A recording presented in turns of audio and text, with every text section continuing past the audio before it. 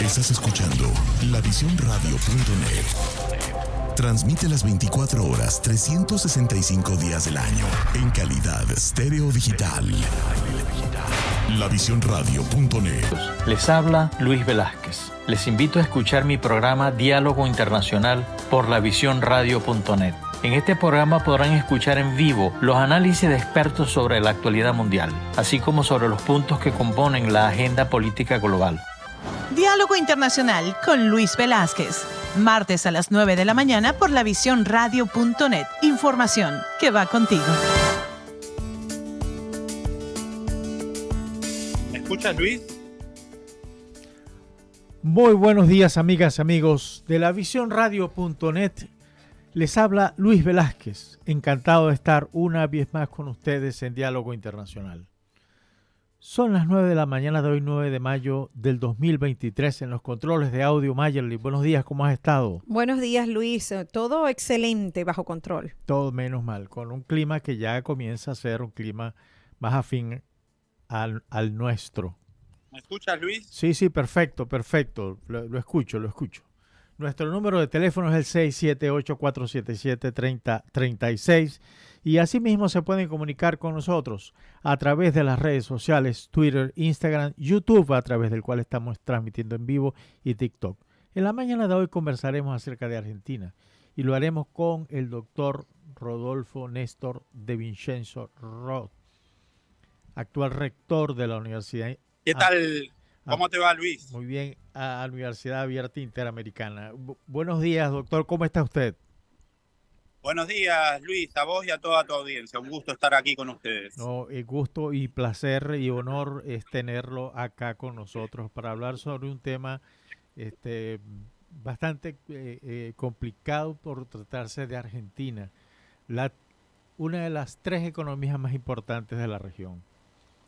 Y le confieso, yo viví 6 años en Buenos Aires, cuando estaba acreditado allá como diplomático, y fueron 6 años maravillosos de mi vida, no solamente por lo placentero de la ciudad, sino también porque aprendí mucho de Argentina, aprendí mucho de los argentinos. Además, por su currículum veo que somos egresados de la misma universidad, de la Universidad de Belgrano.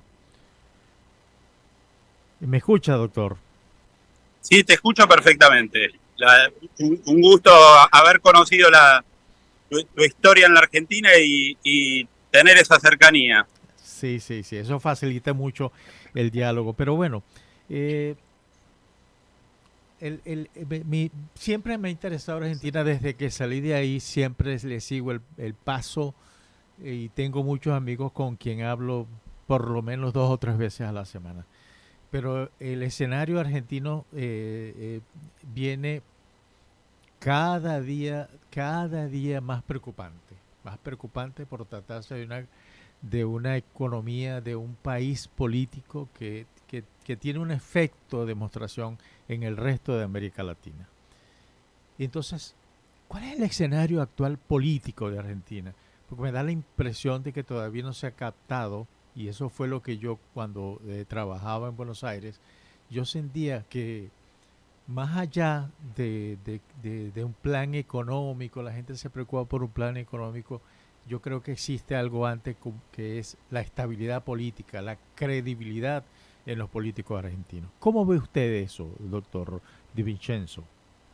Bueno, a ver, me parece que efectivamente hay una importante división dentro del país que tiene un orden ideológico y que pone algún grado de ceguera sobre las necesidades del país. El país debería poder encontrar una visión en función de las evidencias, de las necesidades reales que tiene una posibilidad de desarrollo sostenible, y eso, cuando uno parte de las evidencias empíricas, no debería ser difícil, pero cuando la concentración de la sociedad y de los actores relevantes de la sociedad está más puesta en ver cómo es el reparto de las cuotas de poder y no o en definitiva también el imponer sus propias ideologías por encima de poder atender la agenda de necesidades de desarrollo sostenible, se hace muy difícil encontrar nortes que sean sostenibles, ¿no? Que sean sustentables. Sí, es efectivamente eso, eso es así, eso está sucediendo en casi toda América Latina, pero me da la impresión de que la crisis argentina viene siendo la misma después de muchos años, después de varias décadas. ¿Estoy equivocado, doctor? No, a ver, Argentina, si nos ponemos a mirar los últimos 20 años, para ir al componente económico al que te referías al inicio, Argentina ha duplicado sus niveles de pobreza y ha duplicado también sus niveles de gasto público, ¿no? Eso de alguna manera es una expresión de una realidad que, como me refería anteriormente, no es sostenible. Cuando se lleva a la población a los niveles actuales de pobreza por encima del 40%, y cuando nos encontramos que más de la mitad de la población económicamente activa, perdón, menos de la mitad de la población económicamente activa tiene que sostener a más de la mitad de la población económicamente activa más la pasiva, eso te muestra la inviabilidad que tiene el país de cara al futuro, ¿no? Eso es fácilmente determinable que no puede ser una solución.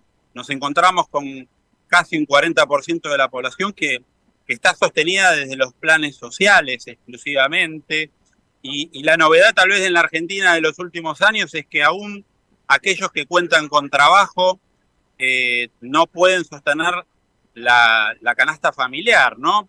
Entonces te encontrás con ese porcentual abrumador de más de esa mitad de población que no es que no puede contribuir al desarrollo sostenible, no puede contribuir a su propia sostenibilidad individual. Y sabemos que existe una correlación entre el nivel de educación a la cual acceden cada uno de los ciudadanos y su capacidad de mejorar esa contribución. Y en ese aspecto también Argentina está en una debilidad. La realidad es que solo el 14,53% de esa población económicamente activa tiene formación en educación superior, cuando en realidad en los países centrales este porcentual supera el 35%, ¿no?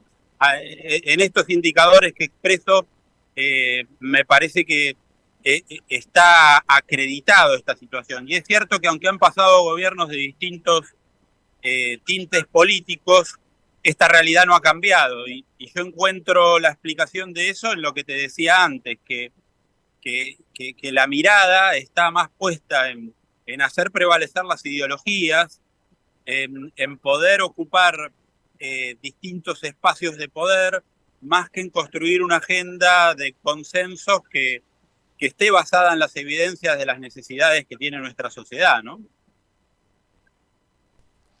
Usted sabe que hace pocos días, se realizó una elección bien importante, un proceso electoral muy importante en Chile.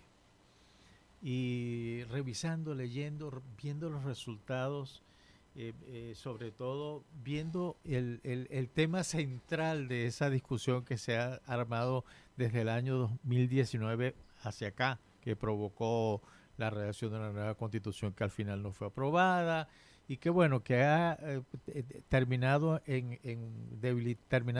debilitar al gobierno del presidente Boris. Y uno de los detalles que he encontrado, y es importante, que la gran discusión se basa, el gran problema se basa es en que hay una concepción del Estado que no está clara y que los chilenos no quieren, no quieren el Estado subsidiario. Ellos quieren un Estado más bien social, en donde estén incluidas sus necesidades básicas, que en esa constitución que dejó Pinochet no están incluidas. Y por eso, pues, han sucedido muchas cosas, ¿no? Y de alguna manera un poco injustas que han sucedido, porque esa es una economía pues de corte neoliberal. Ahora, Argentina no estará en esa misma discusión sin que nadie se dé cuenta. Cuando vemos, por ejemplo, candidatos como Milei, que yo digo, bueno, pero es un populista, por lo que he visto, yo estoy desde acá, doctor De Vincenzo, estoy en Estados Unidos, pero el mensaje que se da, por ejemplo, con un candidato, con un aspirante a gobernar Argentina, hable de ese tono, no sé, como venezolano voy directamente y veo a lo que sucede en mi país. Y así con el resto de candidatos, ¿qué está pasando? Veo que hay una ala disidente del justicialismo, pero veo también que el propio justicialismo no está poniéndole cara, está haciéndole frente a lo que representa la señora Kirchner y a lo que está pasando, mismo a la negativa del presidente actual de presentarse a una nueva elección. ¿Cómo está usted viendo eso? Bueno, a ver, yo creo que lo del Estado subsidiario, más que una voluntad o una visión política, hay que analizar si es sostenible, es posible de ser realizado, ¿no? Y la verdad que yo creo que en la realidad de Argentina como de Latinoamérica, donde el nivel de desigualdades, el nivel de imperfecciones de mercado que hay que resolver son demasiado grandes, de necesidades sociales son demasiado grandes, es imposible pedirle al Estado que a través del servicio público pueda resolverlo todo, porque económicamente no es viable, ¿no? Las políticas siempre tienen que ser íntegras, consistentes y factibles, y pierden el principio de factibilidad. Entonces, el Estado debe elegir en qué prioridades se concentra. Cuando pretende concentrarse a todos, parece muy romántico, parece muy ideal, pero no resulta realizable. Y esto terminan favoreciendo populismos que pueden ser de izquierda o de derecha, pero que en ambos casos no reúnen las condiciones de cualquier acción política que debe ser íntegra, consistente y factible, ¿no? Y pierden ese norte y terminan, para poder convencer de que es realizable, entrando en un círculo vicioso del cual después no se puede salir. Esto creo que es un punto que es trascendente tener en consideración. Y el segundo punto tiene que ver con la institucionalidad a la que te referías, ¿no? Sin importar cómo sean las alternancias políticas de quienes nos gobiernan, en cuanto a sus ideologías, en cuanto a sus planes de gobierno, creo que lo que debe sostenerse en el tiempo son las instituciones, es la estabilidad de las reglas, la estabilidad de las normas, la estabilidad de la moneda. Sin poder tener un escenario estable, es muy difícil planificar nada, ni para el Estado, ni para el sector productivo, ni para la sociedad. Y en estas cuestiones pendulares a las cuales se termina sometiendo a la institucionalidad del país y a sus instituciones, son las que hacen que minen lo que serían los cimientos de la construcción de cualquier proyecto político viable, ¿no? Sí, efectivamente, sí. La institución es realmente importante. Ahora, en los tales momentos, ya yo llegué a Buenos Aires justo en una parte muy importante del gobierno del doctor Alfonsín, un demócrata muy reconocido, y salí cuando el segundo periodo de Menem. Ahora, es más difícil ahora que en ese momento llegar a un consenso nacional, porque el sector empresarial es un sector muy fuerte. Por lo que usted me dice, bueno, se necesitan ingentes inversiones para poder transformar todo este panorama de una economía cuyo sostén es el 40% de la población. Es difícil llegar hoy día Lo fue antes. Alfonsín no pudo. Por supuesto, el doctor Menem tampoco pudo. Pero es más difícil ahora, porque estamos hablando de otra generación de políticos. A ver, yo creo que el tema pasa por las condiciones de credibilidad que se generan, ¿no? Cuando uno ve que han pasado distintos gobiernos, de nuevo, con distintas banderas políticas, y no se han podido generar condiciones de credibilidad por el nivel de cambios de timón tan importantes que han habido, y termina el empresariado resguardándose en su propio capital y encontrando solo una planificación al corto plazo. La sociedad hace lo mismo, el político hace lo mismo, los sindicatos hacen lo mismo, y terminamos construyendo una Argentina del corto plazo. Y la virada del corto plazo produce efectos al corto plazo donde hay pérdidas y ganancias, ¿no? Entonces nos termina llevando una lógica de suma cero que creo que es la que ha preponderado en la Argentina en los últimos años. Miramos los resultados del Producto Bruto Interno y lo que vamos a ver es que hubo suma cero en el mejor de los casos. O sea, a veces momentos de mejoras, otras veces de caída, pero en el continuo nos hemos mantenido en una constante o en una leve caída.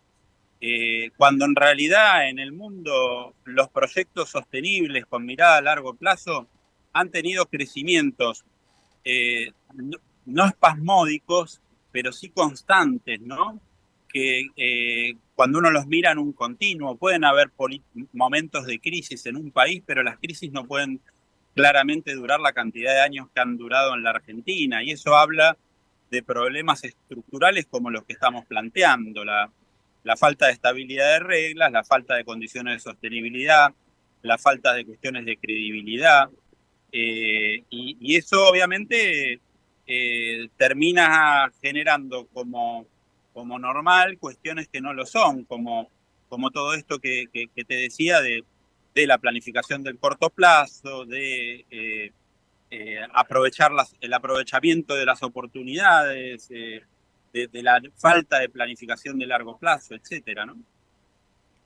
Claro. Doctor Vincenzi, permítame ir a una primera pausa y ya regresamos. Y en la siguiente segmento, quisiera que abordáramos el futuro. ¿Hacia dónde vamos? ¿Hacia dónde va lo que le está sucediendo a la vicepresidenta del país con esa cantidad de juicios? ¿Hacia dónde vamos con las pasos? Estamos conversando con el doctor Rodolfo Néstor Di Vincenzo Ro acerca de Argentina. Ya regresamos.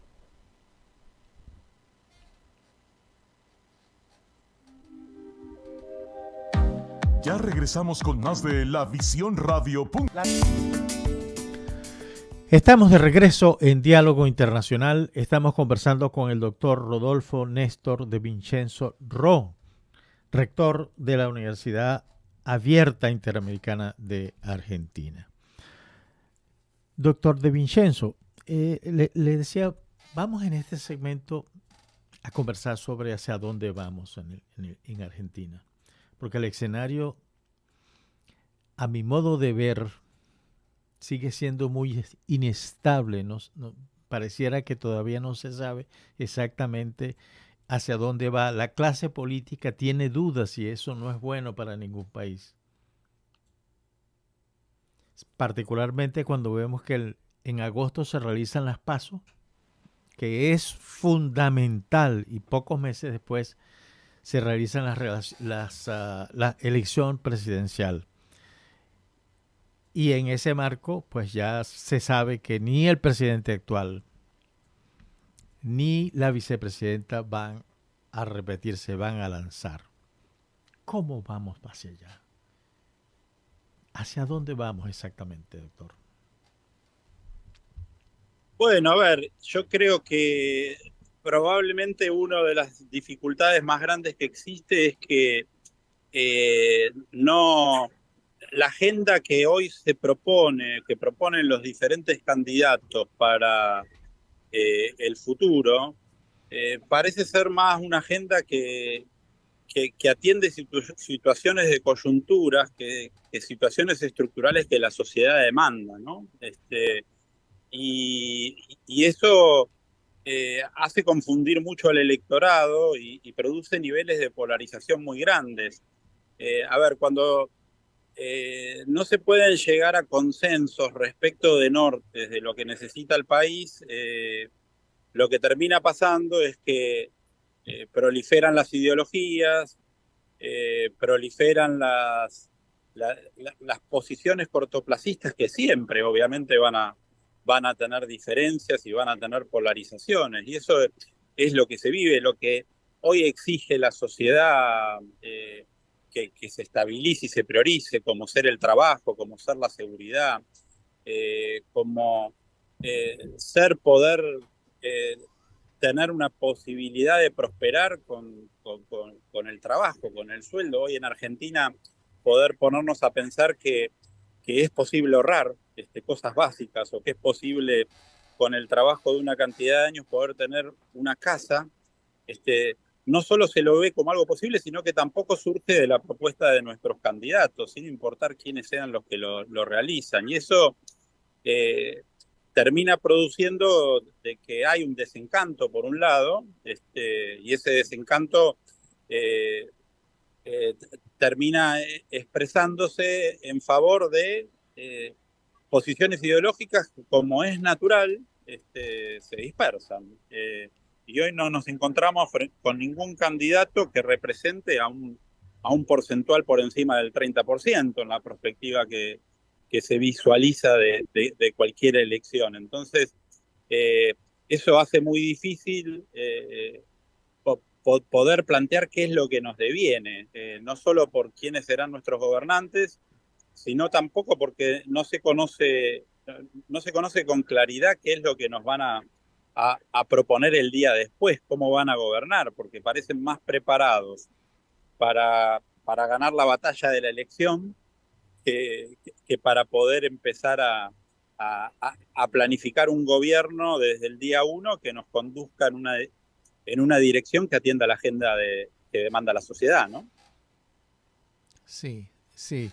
Eso que usted me acaba de decir me recordó una frase de Winston Churchill, que dice que los políticos tienen que pensar más, tienen que dejar de pensar en elecciones y dedicarse solamente a pensar en generaciones. Y creo que en el fondo él tenía razón. Pero cuando uno ve que hay candidatos, y se lo digo como venezolano porque vivimos esa experiencia, candidatos que hablan fuerte, que denuncian, que tienen... A nosotros se nos prende, por lo menos a mí se me prende la alarma. La alarma roja, estamos en una situación roja, y esos son candidatos que no deben ni siquiera permitirse ir, porque sea como sea, América Latina es una región donde afortunadamente la mayoría son países que están en la onda democrática. Pero una cosa es la democracia y otra cosa es eso que plantean esos candidatos populistas. A mí eso me aterroriza cuando vemos, por ejemplo, el señor, como le repito, el señor Milei, y vemos muchas denuncias de otros aspirantes. Vemos al candidato, a la candidata que apoya el expresidente Macri.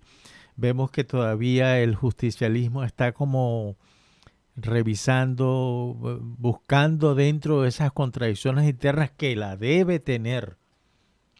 Sobre todo cuando tiene ese, como decimos en Venezuela, esa papa caliente en las manos que significa la señora Kirchner. Y el pueblo que uno ve en las calles, yo muy pocas veces vi al argentino manifestar, pero ahora se ve casi todos los días manifestar por un descontento muy sencillo, muy práctico, como quiere vivir mejor en un país importante como es el caso de Argentina. Y eso no solamente es en el caso de Argentina, es en el resto de América Latina. Todos quieren vivir mejor.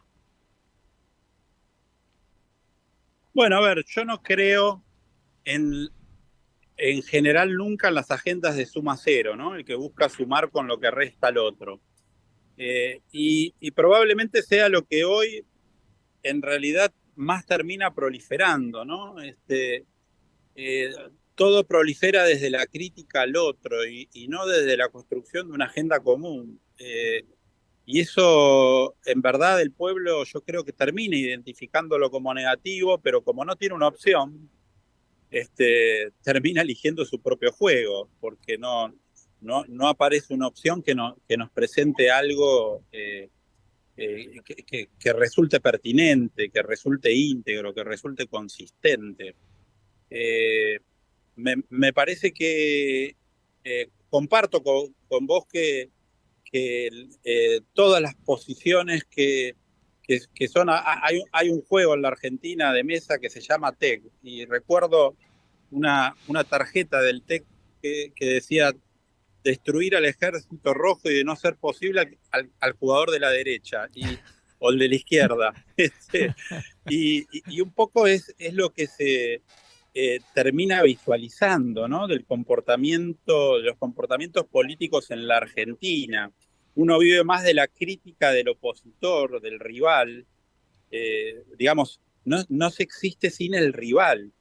Y eso no habla de madurez política, eso no habla de proyecto sostenible futuro, eso no habla de una agenda que termine convocando a mayorías de la sociedad. Y yo creo que no se conforma mayoría de la sociedad porque, a ver, pienso que no está mal que los candidatos piensen en cómo ganar las elecciones, pero sí está mal que se presenten a elecciones sin tener pensado cómo van a gobernar y transparentarlo antes de presentarse a elecciones. Y eso no se visualiza. Sí, eso es verdad, y usted me hizo recordar varias cosas de las que viví en Buenos Aires. Yo viví con mucha preocupación lo que le pasó al presidente Alfonsín cuando salió él solo. Es que en ese momento en que él salió en ese helicóptero a hablar con ese coronel para preguntarle qué era lo que quería, qué era lo que pasaba. Es decir, es que me dio la impresión, y me disculpa que diga de esa manera, que es que ni siquiera los bomberos le hacían caso. Porque fue el presidente solo. Se bajó del helicóptero y se sentó con él en la casa y ya conversó. No hubo más nada. Y creo que si vuelve a suceder una cosa como esa, a lo mejor, si sucede un intento como ese, me da la impresión de que el presidente va a tener que ir solo de todas formas a ver qué le pasa y qué es lo que quiere y cómo solucionar el problema, lo cual significa una debilidad del Estado enorme, porque las instituciones no están respondiendo al escenario que se le está presentando. Sí, tal vez es cierto que, a ver, en principio yo creo, aspiro que estas cuestiones donde los gobiernos nacionales no puedan terminar sus mandatos no se repitan en la Argentina, inclusive en la actualidad, porque no son nunca positivas. Claro. Sea quien nos esté gobernando y cuente con el nivel de apoyo que cuente, porque eso debilita las democracias, debilita las instituciones. O sea, eso creo y espero y aspiro, digo, a que haya quedado en el pasado. Sin perjuicio de ello, también creo, y no soy optimista en el corto plazo respecto de la madurez de las instituciones en la Argentina, que en definitiva tiene un correlato eso en la madurez del accionar político, el accionar del empresariado, el accionar de la sociedad, el accionar de los sindicatos y la forma en que se coordinan todos esos actores. Y en ese sentido no se avisora en la Argentina una maduración en tiempos cercanos, básicamente. Probablemente también la realidad contextual global no contribuya porque nos encontramos frente a, a una tercera y una cuarta revolución industrial que nos ha acelerado un montón de procesos, todo lo que implica la revolución científico-tecnológica, lo que implica la inteligencia artificial, esta difuminación de los límites entre los espacios presenciales, virtuales, biológicos, hace que todo se acelere, que haya realidades múltiples y no nos presenta escenarios ciertos. Entonces es cierto que Argentina se encuentra en una situación de inmadurez institucional e inestabilidades que nos preceden a esta tercera y cuarta revolución industrial en un momento donde globalmente se van a presentar escenarios cada vez más dinámicos, complejos, inestables y altamente demandantes. Y la combinación de ambas cosas son un poco lo que explican la tormenta perfecta que describías al inicio, que nos toca vivir en la Argentina.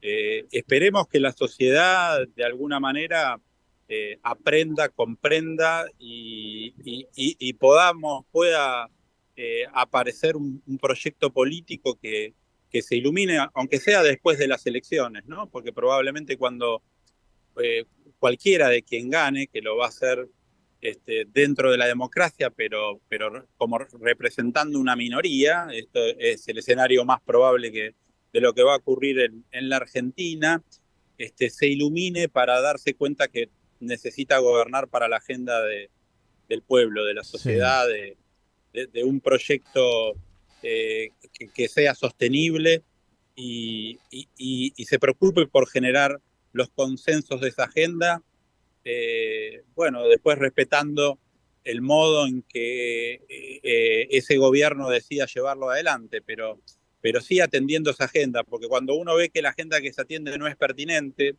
se encuentra desahuciado antes de empezar a ver cómo le va al que está gobernando, ¿no? Sí. Doctor Vincenzi, yo siempre creí, además me consta que el nivel educativo en Argentina ha sido óptimo, ha sido siempre excelente, y me consta porque soy egresado de una universidad en Argentina. Excelente, tuve los mejores profesores. Uno de esos profesores estrella es el doctor Sauret, con quien tengo una gran amistad. Pero usted que está en constante contacto con esas nuevas generaciones a través de la universidad, ¿cómo ve esas nuevas generaciones lo que está sucediendo en el país? Pero sobre todo, ¿cómo ellos están viendo cómo encarar ese futuro? Porque como le dije, Argentina siempre ha sido un gran país. Es más, fue la séptima economía desarrollada hasta después de la Segunda Guerra Mundial. Y fue perdiendo espacio, pero es muy importante saber cómo ve la juventud, cómo ve esa nueva generación a lo que se está enfrentando, o se volvió apática por el mismo escenario político vigente. Mira, a ver, me parece que por un lado lo ven con un mayor optimismo que nosotros porque no están parasitados de una cantidad de procesos que hemos tenido que vivir en el pasado, porque se encuentran con a ver, la realidad nuestra, a mí me gusta sintetizarla como que nosotros hemos sido educados sobre la base de un ideal socioeconómico de hombre, una utopía totalizadora a la cual llegábamos por una autopista única, ¿no? En la escuela, en la universidad, esa autopista única era el diseño curricular con presencialidad. Hoy nos encontramos con que los caminos son múltiples, son como esos libros que tienen la posibilidad de elegir tu propia historia y tus propios caminos, y esos caminos se abren a la virtualidad, se abren a poder generar nuevas competencias que no vienen preconcebidas y eso les abre mucho la cabeza. por otro lado, creo que se encuentran frente a contextos complejos, por todo lo que veníamos charlando aquí en el inicio. Eh, y la verdad que es, creo que encomiable que pueda visualizarse ese optimismo cuando uno ve esa dificultad, por ejemplo, para proyectarse en el ahorro, en la condición ascendente social, desde un modelo sustentable, pero la verdad que los ves en un sentido optimista. Hay quienes no, y quienes deciden irse del país y tomar otras actitudes, pero hay quienes sí, y que siguen siendo una mayoría. O sea, la verdad es que hay en algunos casos creo que son una mayoría por elección, en otros casos son una mayoría porque no tienen una posibilidad de elección por la realidad que les toca vivir, ¿no? Hoy tenemos no solo el 40% de la población por debajo de la línea de pobreza, sino más de un 50% de niños por debajo de la línea de pobreza.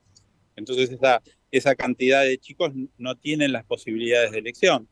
En lo que hace a la realidad de la educación en la Argentina, que era lo primero que me decías, Argentina siempre ha tenido un umbral de la educación alto, pero también siempre ha tenido niveles importantes de desigualdad sobre la base de un umbral alto. Lo que ha producido con el deterioro de los últimos años vividos en la Argentina es que ese umbral cayó un poco, tal vez no tanto, pero cayó. Pero lo que sí ha ocurrido es que han aumentado mucho los niveles de desigualdad y que en ese aumentar los niveles de desigualdad ha habido más nivelación hacia abajo que hacia arriba. Y eso sí es alarmante y eso sí es un capítulo importante a atender porque se sabe que existe un nivel de correlación entre la capacidad de desarrollo sostenible de una persona, de un ser humano, y su nivel de educación. Entonces, ver que los niveles generales de educación decaigan es una mala noticia para el futuro. Y un futuro que va a demandar más educación, y educación inclusive más pertinente para poder adaptarse a esos escenarios a los que me refería antes como dinámicos, inestables, complejos y cada vez más altamente demandantes, ¿no? Claro. Ahora, como se acerca un proceso muy importante que son las PASO, que son unas especies de proceso electoral primario. Y hay dos preguntas que le quiero hacer. La primera tiene que ver cómo ve usted el desarrollo de las PASO, cómo lo ve, cuál sería. Y la segunda, que es mucho más concreta, tiene que ver con la candidata que ha apoyado el expresidente Macri. ¿Cómo ve usted? Ella es opción de poder en Argentina, la señora Bullrich. A ver, respecto de las PASO, creo que van a ser las elecciones más determinantes de la serie que vamos a tener en la Argentina, porque las PASO son unas internas abiertas por partido, después van a venir las elecciones generales, y como es casi inviable que alguien pueda superar el 45% de los votos o el 40% con la diferencia de 10, va a haber después una segunda vuelta, pero creo que en las PASO va a haber importantes definiciones de todo el proceso eleccionario.